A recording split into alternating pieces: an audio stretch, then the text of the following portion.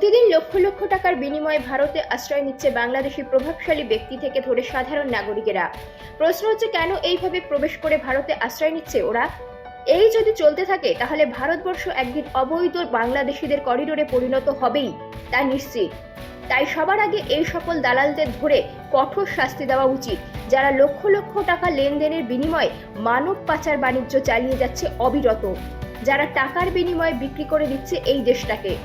ঠিক এমনইভাবে 1,37,500 টাকার বিনিময়ে বাংলাদেশ থেকে ত্রিপুরায় প্রবেশের পথে উত্তর জেলার ধর্মনগর থানাধীন বড়ুয়াকান্দির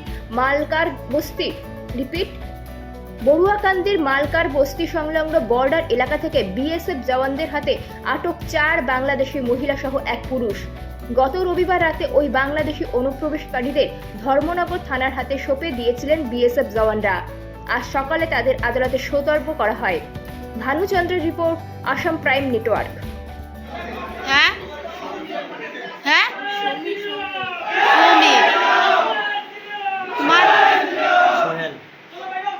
তোমার নাম কি?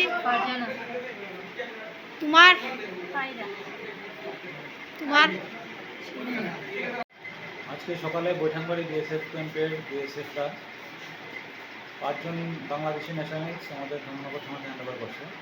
এর মধ্যে 1 জন পুরুষ এবং 4 জন মহিলা। পুরুষ ছেলেটার নাম সোহেল মিয়া। তারা illegally Indo Bangladesh border cross করে ঢুকতে আসতো। সেই সময় অন ডিউটি বিএসএফ পার্সোনাল তাদেরকে ডিটেইন করছে এবং তাদেরকে থানাতে হ্যান্ডওভার করছে। তাদের বিরুদ্ধে লফুল অ্যাকশন নেওয়া হয়েছে।